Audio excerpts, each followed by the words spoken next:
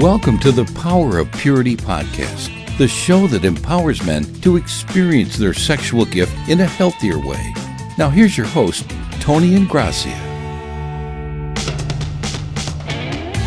Hey guys, welcome back to the Power of Purity podcast. I really appreciate you being with me for this episode today as we continue with part 7 of this series, 10 Things That Every Man Should Know About His Wife When It Comes to Sex. And if you've been with me the past several episodes, you know that we've now covered 7 of these 10 principles, and the 7 principles we've covered, I'll review quickly. Number 1 was this: your wife wants you to understand that healthy sex occurs within the context of a healthy relationship. Number 2, your wife wants to know that she's the focus of your sexual exclusivity. Number 3, your wife wants to know that during sex, you want her more than you want the sex itself. Number 4, your wife wants you to understand that her sexual rhythm and appetite might be very different than yours. Number 5, your wife does not want to feel like every time you touch her or kiss her, it has to lead to sex.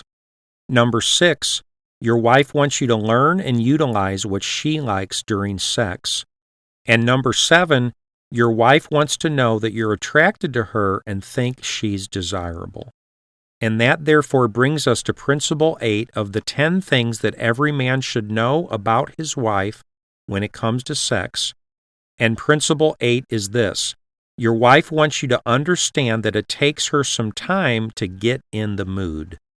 And by the way, you guys, I'll just mention that when I began working on this particular series of episodes, and I was beginning to formulate the ideas for this particular series, the 10 things every man should know about his wife when it comes to sex, I was sharing my early ideas with my wife, and she's the one who immediately suggested this principle to me, and she said something like this: help the guys understand that it takes some time for their wives to get in the mood, because women are not like men, and they normally don't get turned on like the flip of a switch, and it takes a little time for us gals to get in the mood.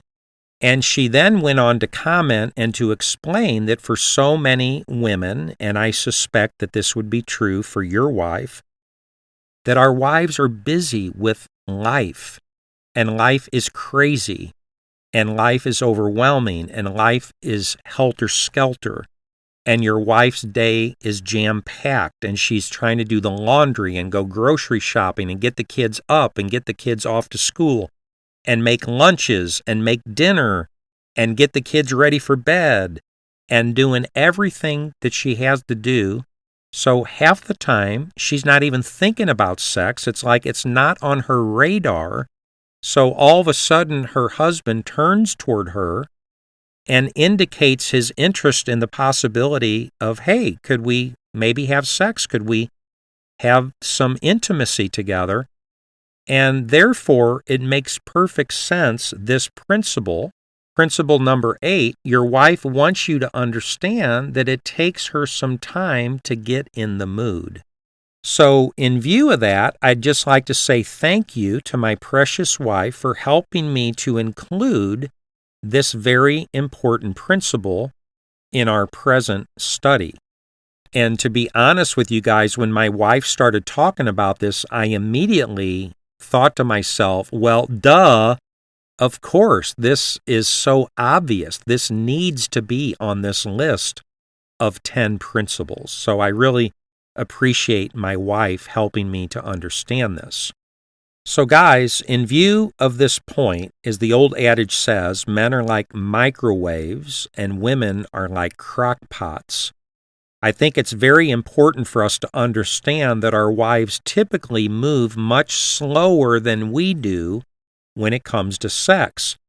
And therefore, we need to learn to slow things down and give our wives the time they need to get warmed up.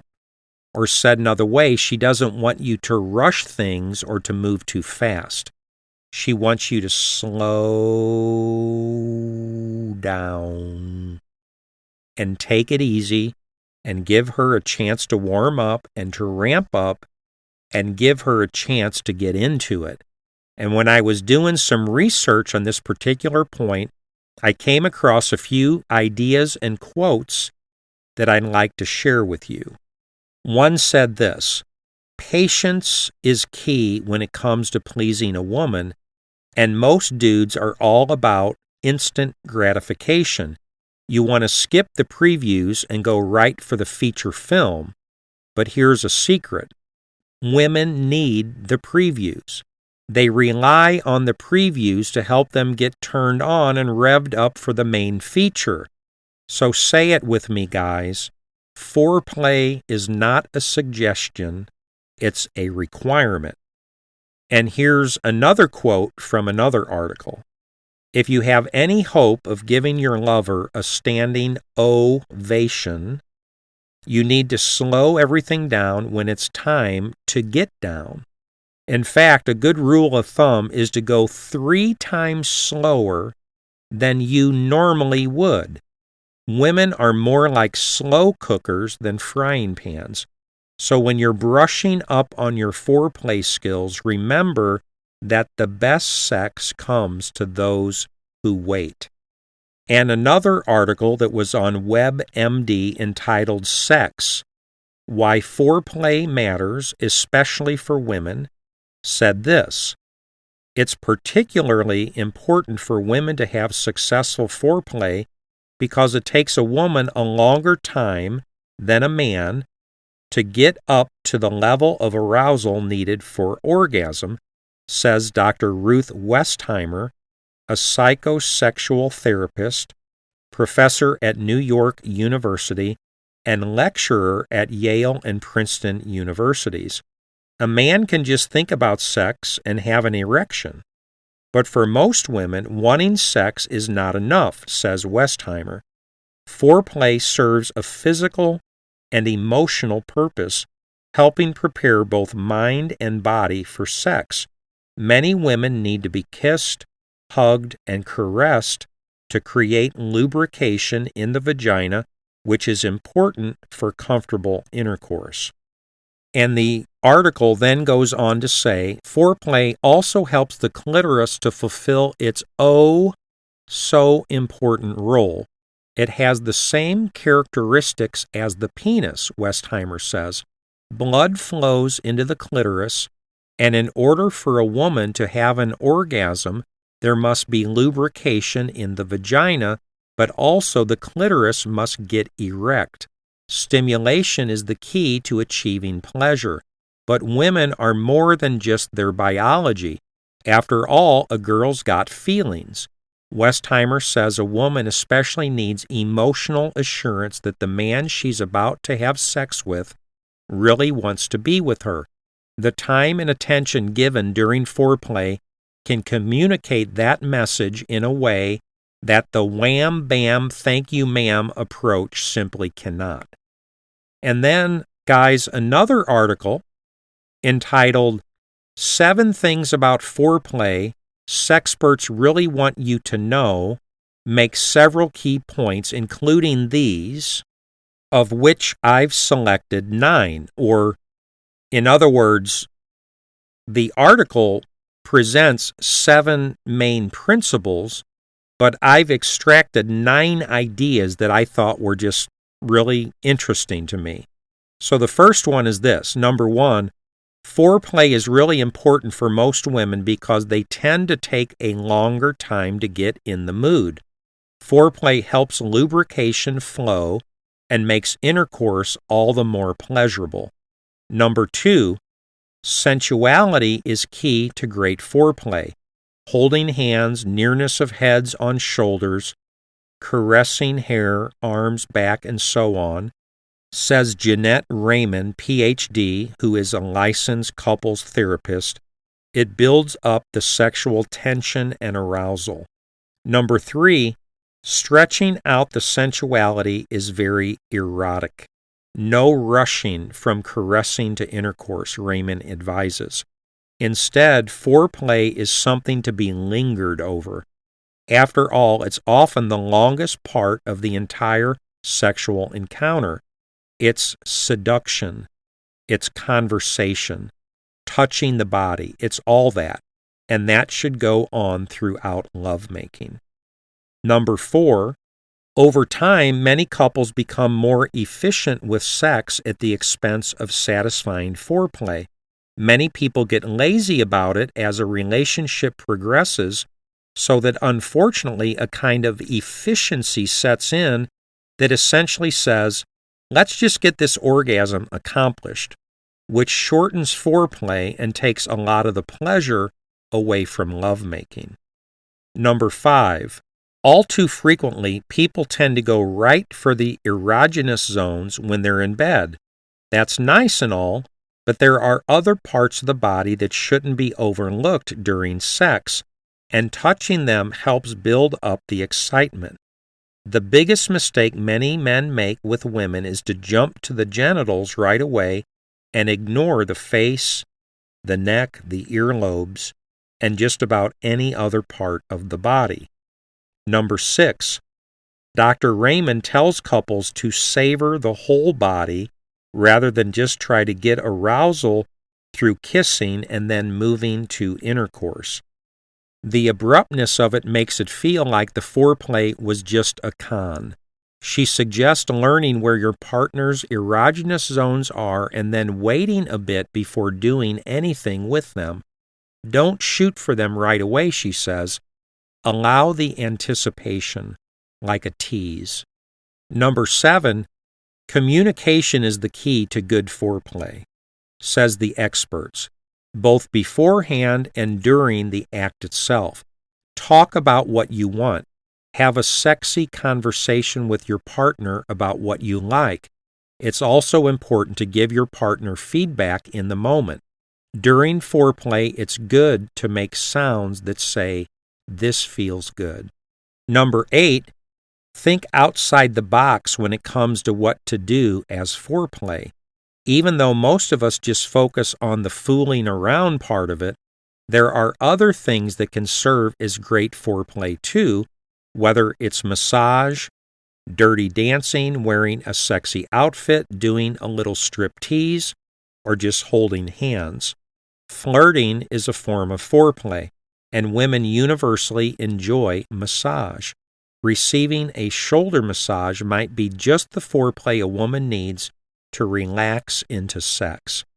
Don't forget about all those enticing little tidbits that can put you in the mood. And finally, number 9, the bottom line is this: foreplay is just as important as sex itself, if not more so, especially for women. So treat it that way. Most women need a lot of foreplay because they tend to be double taskers and are doing a lot of things, so getting into the mood for sex isn't as easy for them. When they're thinking of the kids and the laundry, it's good to have foreplay to get them slowly and gradually into the mood. So guys, in conclusion of this point, we need to understand that we should not race to the finish line. We should slow down. We should take our time. We should give our lady the opportunity to get into the mood, because most women quite naturally like and appreciate foreplay. One woman said, "I'd happily let my husband kiss my neck, shoulders, and stomach for hours, but he's prone to move toward my lower erogenous zones within minutes."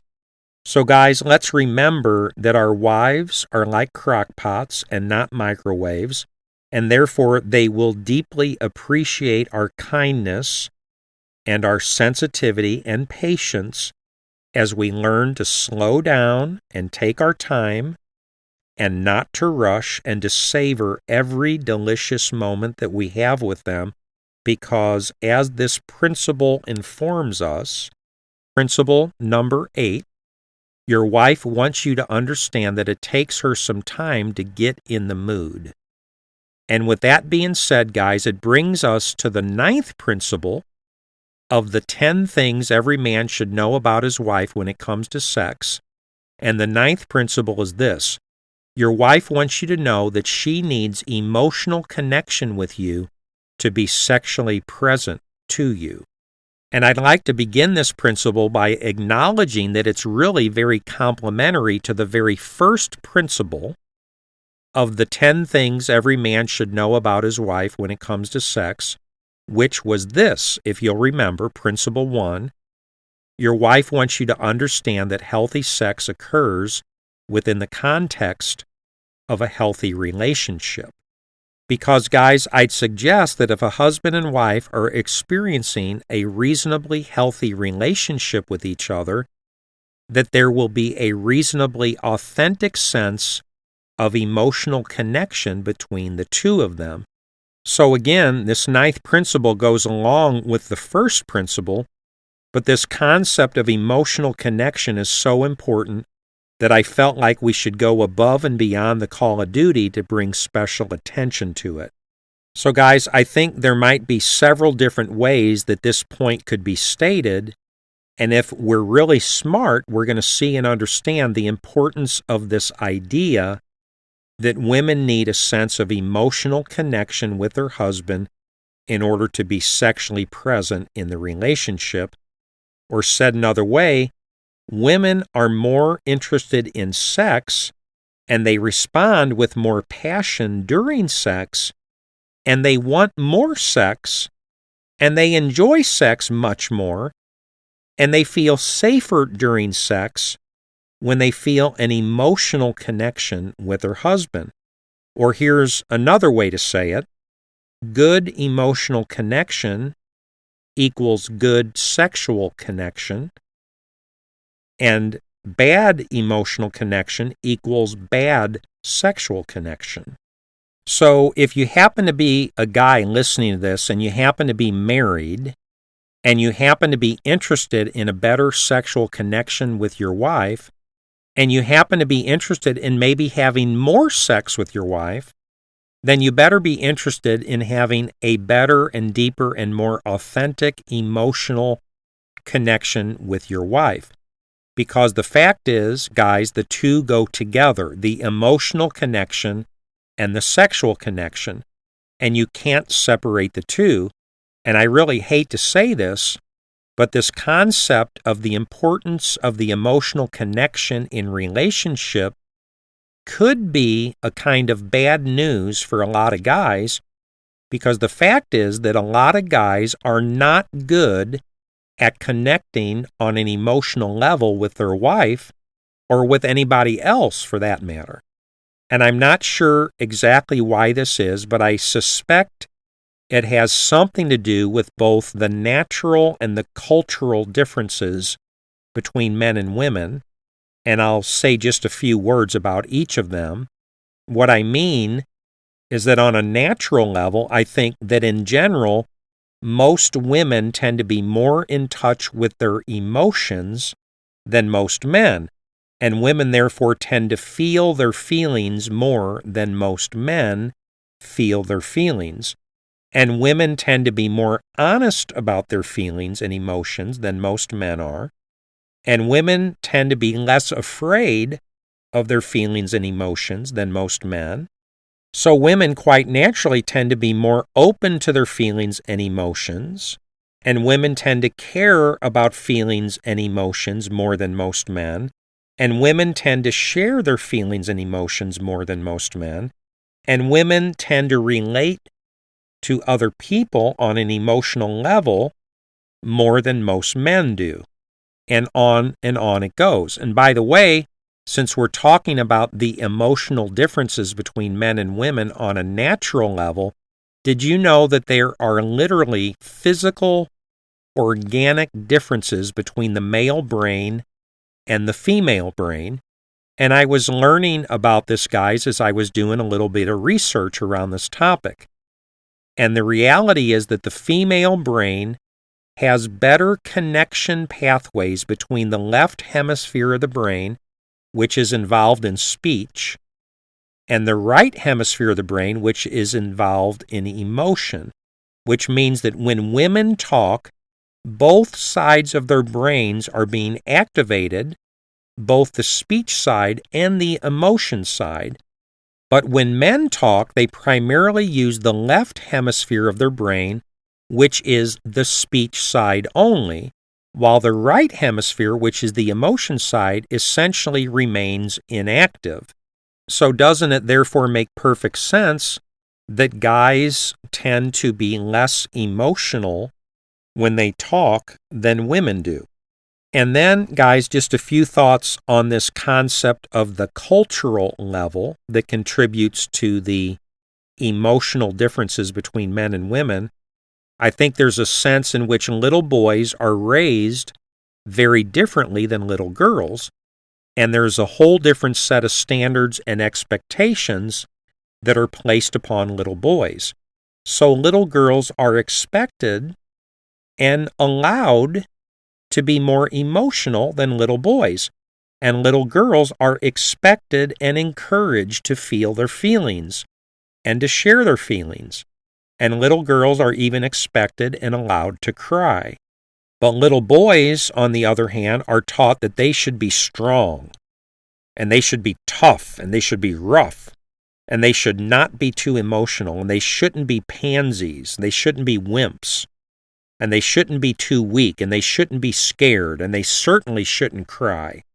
So on both a natural level and a cultural level, little girls and women are invited and encouraged to acknowledge their feelings and emotions, and to experience and express their feelings and emotions, and to relate to others on an emotional level, while little boys and men are encouraged to suppress and or deny their feelings and emotions, and to not express their feelings and emotions, and to not really relate to others in their relationships on an emotional level.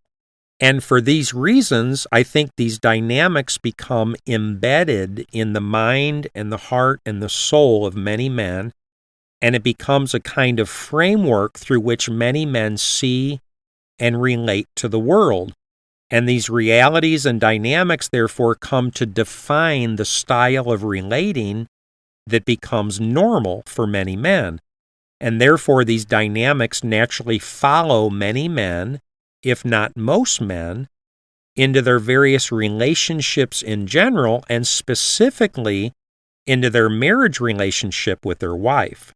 And therefore, as a result of this, I'd advocate that many men are operating in the context of their relationships from a kind of disadvantaged position or a kind of handicapped position, because they're simply inexperienced or uninformed in their ability to relate to others or to connect with others on an emotional level.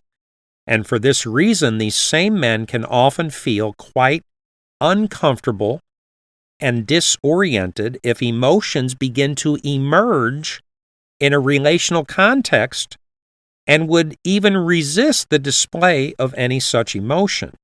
And that particular thought reminds me of a very poignant situation I was involved with at one time, several years ago, when my wife and I were attending a particular funeral. And of course, it was a very sad and difficult situation for many of those in attendance because of the loss of someone that was so important and dear to them. So in my estimation, the presence of emotion and the display of emotion in this particular situation would not only be quite natural and quite expected, but also quite appropriate. Yet, despite this reality, one particular prominent man who was present quite forcefully and persistently insisted over and over again that no one present should cry or display any such emotion. And of course, I personally felt the demand this man was placing upon those present in a situation like this was not only completely misguided and inappropriate, but was also very sad. Because, again, in my estimation, the display of emotion in a situation like this would not only be quite natural and quite expected, but also quite appropriate. And by the way, it should be noted that this particular man happened to be a very prominent and very successful and very powerful and very wealthy businessman.